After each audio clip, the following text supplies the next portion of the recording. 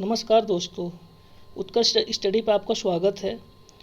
दोस्तों, हम आप आज के लिए जो वीडियो लाए हैं, ये जो हमारा वीडियो है केंद्र सरकार की जो प्रमुख योजनाएं हैं, जो अभी तक सबसे महत्वपूर्ण ये टॉपिक है। क्योंकि अगर आप देखेंगे, आप लेखपाल की अगर एग्ज़ाम की तैयारी कर रहे हो, उसके साथ साथ और भी जो भी आप कॉम्पिटिटिव एग्ज़ाम की तैयारी कर रहे हो, इवन यूपी पीसीएस की भी, तो यूपी पीसीएस का एग्ज़ाम भी उसका डेट आ गया है, जो 12 जून को उसका पेपर है, और लेखपाल का भी है जून में ही पेपर। तो ये जो योजनाएं हैं बहुत ही महत्वपूर्ण हैं, और आप इस वीडियो को शुरू से लेकर के आप लास्ट तक देखिएगा। क्योंकि अगर आप हमारा ये जो वीडियो पूरा देखते हैं योजना का, तो मैं बिल्कुल दावे के साथ कह सकता हूँ, आपका योजना से जितने भी क्वेश्चन आते हैं, कम से कम आपके एग्ज़ाम में कम से कम 2 या 3 योजनाओं से क्वेश्चन पूछे जाने की पूरी तरीके से संभावना है। ठीक, अब ये क्वेश्चन आपको चाहे वो कुट के फॉर्म में पूछ सकते हैं या फिर ऑनलाइन के फॉर्म में पूछ सकते हैं। तो हम जो योजना है, ये हम भाग 1 और भाग 2 में सारी जो भी केंद्र सरकार की योजना है कवर करेंगे। ठीक है, तो आप इसीलिए वीडियो आप शुरू से लेकर के और लास्ट तक देखिएगा। चलिए आइए शुरुआत करते हैं। और हमारा जो पहली योजना अगर हम देखें, तो इसमें कृषि विकास योजना की बात कर रहा है। ठीक है, इसमें जैसे देखेंगे तो जो पहली योजना है प्रधानमंत्री मत्स्य संपदा योजना, और ये बहुत ही मोस्ट इम्पोर्टेंट योजना है। क्योंकि अगर आप इसका देखेंगे, प्रारंभ तो 10 सितंबर 2020 में किया गया था, और उसके बाद जो 2020 का जब बजट आया था, तो उसमें भी हमारे देश में जो मत्स्य संपदा है, यानी मत्स्य पालन है, उसको बढ़ावा देने के लिए इस योजना को शुरू किया गया था केंद्र सरकार के द्वारा। इसका उद्देश्य क्या था? मत्स्य क्षेत्र को बढ़ावा देना।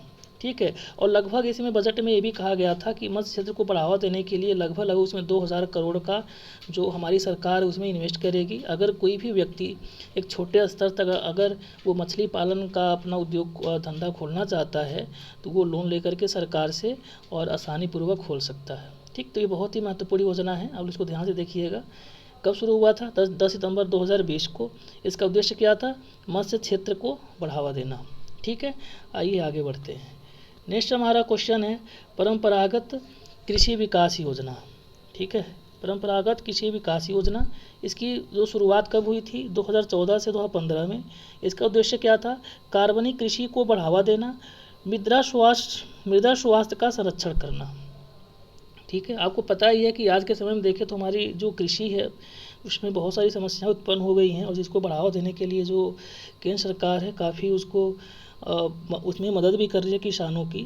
ठीक है, तो ये बहुत ही महत्वपूर्ण योजना है। ये शुरुआत की गई थी 2014 से 15 में, और कार्बनिक कृषि को बढ़ावा देना तथा मृदा स्वास्थ्य का संरक्षण करना इसका मुख्य उद्देश्य है। एक बात मैं आपको और बता दूं, जो भी योजना आप पढ़ते हैं, तो योजना में आपको मेन रूप से आपको ये देखना है कि वो जो योजना है ये कब प्रारंभ हुई, किस वर्ष में प्रारंभ हुई, और जो सबसे महत्वपूर्ण बात ये है कि उस योजना का उद्देश्य क्या था। ठीक है, क्योंकि आप एग्ज़ाम में उस योजना का जो प्रारंभ है वर्ष वो पूछा जाएगा, और जो उसका उद्देश्य है ये पूछा जाएगा, जिसको हमने इसमें कवर किया हुआ है। ठीक है, आगे बढ़ते हैं। नेक्स्ट क्वेश्चन, नेक्स्ट जो हमारा योजना है प्रधानमंत्री कृषि सिंचाई योजना। इसको आगे देखते हैं, इसमें क्या है। देखिए, इसकी जो शुरुआत कब हुई थी? 2015 में हुई थी। इसका उद्देश्य क्या है? हर खेत को पानी के तहत कृषि क्षेत्र का विस्तार करना। ठीक है, हर खेत को पानी के तहत कृषि क्षेत्र का विस्तार करना। शुरुआत कब हुई? 2015 में। ठीक है, चलिए आगे बढ़िए। और जो हमारा अगला है मृदा स्वास्थ्य सुधार कार्यक्रम। ठीक, इसका प्रारंभ वर्ष कब था? 2008 से 2009 में था। ठीक है, उद्देश्य क्या था? किसानों को जैव उर्वरकों का उपयोग करने हेतु विशेष जानकारी उपलब्ध करवाना। ठीक है, आपको पता है कि आज के टाइम में जो हमारी मृदा है खेतों की, वो बहुत अब धीरे धीरे उसमें जो उपज की क्षमता है वो धीरे धीरे खोते चले जा रही है। तो जो सरकार है वो सोची कि अगर हम जो हमारी मृदा है जो खेतों की, उसको सही तरीके से उसमें उर्वरकों का प्रयोग किस तरीके से किया जाना चाहिए, फिर जो हमारे किसान हैं उनको कैसे उसको हम जागरूक करें कि हमें कितनी मात्रा में उर्वरकों का यूज़ करना है। और ख़ास करके ये जो मृदा स्वास्थ्य कार्यक्रम सुधार चलाया गया था, इसका मेन फोकस ये था कि जैसे मान लीजिए हम जो किसान हमारे, उनके अंदर जो रासायनिक प्रयोग करने की जो क्षमता है, ठीक है, उससे दूर हों और वो जैविक उर्वरक को ज़्यादा फोकस करें। ठीक है। तो जो मृदा स्वास्थ्य कार्यक्रम योजना था वो मूल रूप से किसानों को जो है उर्वरकों का उपयोग करने के लिए जानकारी उपलब्ध करवाना था। ठीक है, चलिए अगला है ग्राम विकास योजना। ये क्या था? ग्राम विकास योजना क्या है, देखिए इसको समझते हैं हम।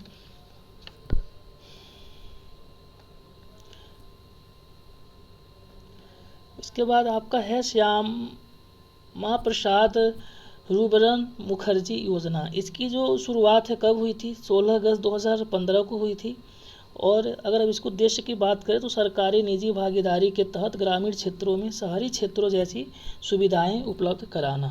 ठीक है, चलिए आगे आते हैं हम। और हमारा अगला योजना है प्रधानमंत्री आदर्श ग्राम योजना, PMAGY। ठीक है, इसका वर्ष कब था शुरू होने का? 2009 से 2010 में था। उद्देश्य क्या था? उन गांवों का समुचित विकास कराना जिनमें अनुसूचित, ठीक है, अनुसूचित जाति की आबादी 50% से ऊपर रहे। देखिए इसमें ये जो आपको फैक्ट दिखाई दिया कि अनुसूचित जाति की जो आबादी है वो 50% से ऊपर रहे, उनको समुचित तरीके से गाँव को मुहैया कराना था। ठीक है, तो ये बहुत ही महत्वपूर्ण पॉइंट है। तो जो कंपोनेंट ये होते हैं उस योजनाओं को आप उसको विशेष रूप से फोकस करके आपको याद रखना होगा, समझ रहे हैं। जैसे मान लीजिए यहीं से क्वेश्चन पूछ देगा कि प्रधानमंत्री ग्राम आदर्श ग्राम योजना में अनुसूचित जातियों की कितनी फीसदी आबादी से ऊपर रखने की बात की गई थी, तो आपको 40, 50, 30 भी जैसे ऑप्शन दे देगा। ठीक है, तो इसका ध्यान रखिएगा। आइए अगला है हमारा किसान कल्याण योजना।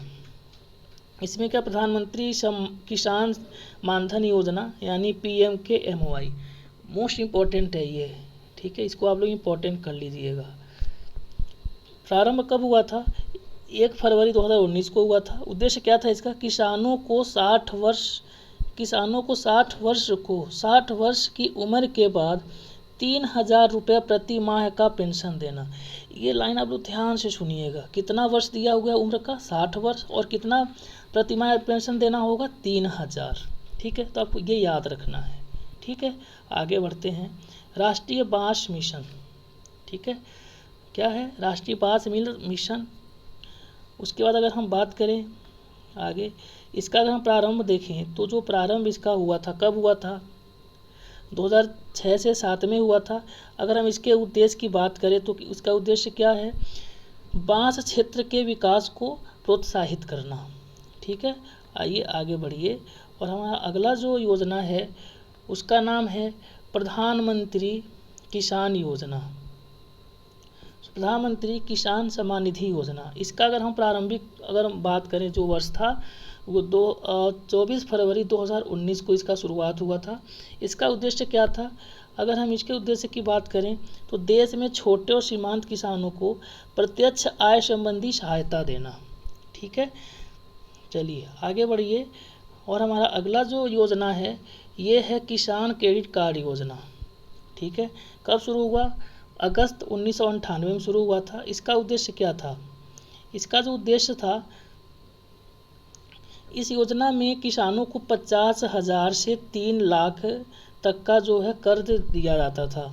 ठीक है, ताकि जो किसान है वो अच्छे तरीके से अपनी जो खेतों के जो संसाधन होते हैं उसको अच्छे तरीके से जुटा लें। ठीक है, चलिए आगे बढ़िए। और हमारा जो अगला है योजना कौन सा है? प्रधानमंत्री फसल बीमा योजना। इसकी प्रारंभ कब हुई थी? 13 फरवरी 2016 को। ठीक है, इसका उद्देश्य क्या था? खेती के लिए ऋण लेने वाले किसानों पर प्रीमियम का बोझ कम करना। ठीक है, आइए प्रधानमंत्री कुसुम योजना के बारे में समझते हैं। और ये तो समझिए अब तक की बहुत ही महत्वपूर्ण योजना, अभी भी इस योजना से संबंधित क्वेश्चन पूछे जाते हैं।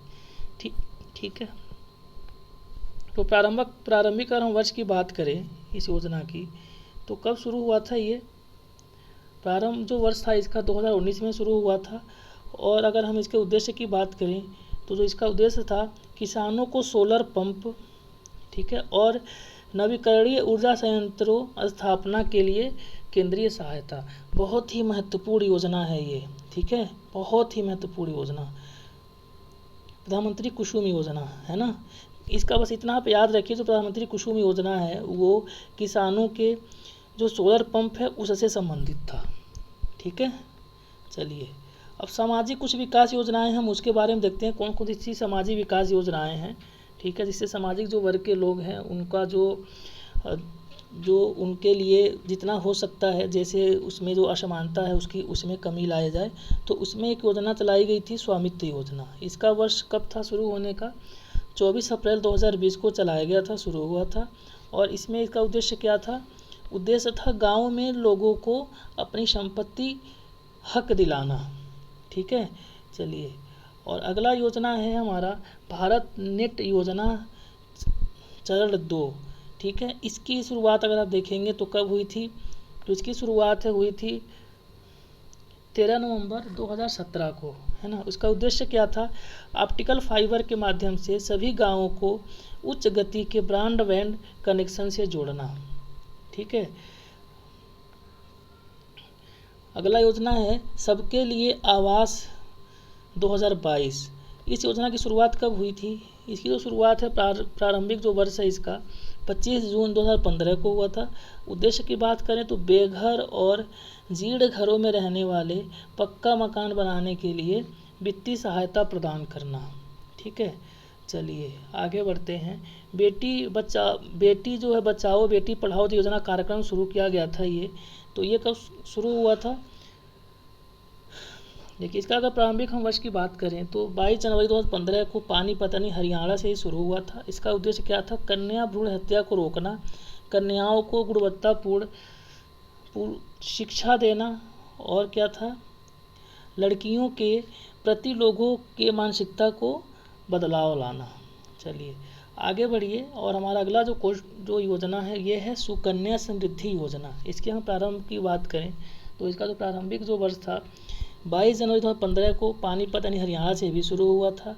अगर हम इसके उद्देश्य की बात करें तो बालिकाओं के प्रति परिवार के दृष्टिकोण में परिवर्तन तथा उसके नाम से बचत को प्रोत्साहन प्रदान करना। ठीक है, आइए आगे बढ़ते हैं। और हमारा अगला जो योजना है प्रधानमंत्री जीवन ज्योति बीमा योजना। ठीक है, अगर हम इसे देखें तो इसकी जो शुरुआत है कब हुई थी? 9 मई 2015 को। उद्देश्य क्या था? गरीब और कम आय वर्ग के लोगों के विकास के लिए शुरू किया गया था। और इस योजना का अगर आप देखेंगे जो लाभ मिलने वाला था वो कितनी उम्र के लोगों को मिलने वाला था? तो इनकी जो उम्र सीमा थी 18 से लेकर के और 50 वर्ष उम्र तक के लोग इसमें क्या हो सकते हैं? लाभान्वित हो सकते हैं। और अगर हम वार्षिक प्रीमियम की बात करें तो इसका जो वार्षिक प्रीमियम मिलने वाला था कितना था? 330 रुपये। ठीक है, कितना? 330 रुपये। ठीक है, चलिए आगे बढ़ते हैं। अब अगला क्या है हमारा? प्रधानमंत्री सुरक्षा बीमा योजना। ठीक है, इसकी अगर हम बात करें जो वर्ष था वो 9 मई 2015 को था।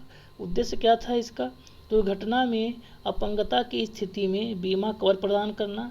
और इसमें उम्र सीमा क्या थी जो इससे लाभान्वित हो सकते थे? 18 से 17 वर्ष की उम्र तक के लोगों के लिए योजना उनके लिए लाभ पहुंचाई जाने वाली योजना थी। ठीक है, आइए। और उसी में है इसमें वार्षिक प्रीमियम कितने रुपए था? 12 रुपये था। ठीक है, कितना? 12 रुपये। याद रखिएगा आप लोग इसको। चलिए आगे है प्रधानमंत्री जन धन योजना।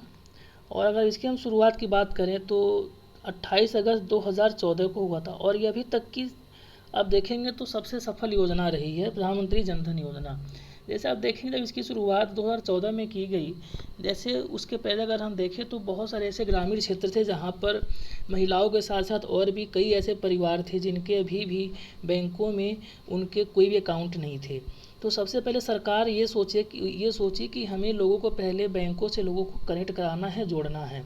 ठीक है, तो इसका जो मकसद बस यही था, जो इसका उद्देश्य था कि बैंकिंग बचत जमा खाते, ठीक है, जमा खाते और भेजी हुई बचत, कर्ज, बीमा, पेंशन जैसी सेवा के लिए बैंक खाता सुनिश्चित कराना। समझ रहे हैं आप लोग? तो ये बहुत ही महत्वपूर्ण ये प्रधानमंत्री जन धन योजना हो जाती है और इसका हो ना हो एग्जाम में क्वेश्चन पूछा जा सकता है। अभी ये चर्चा में भी रही थी बहुत ज़्यादा। ठीक है, चलिए आगे बढ़ते हैं।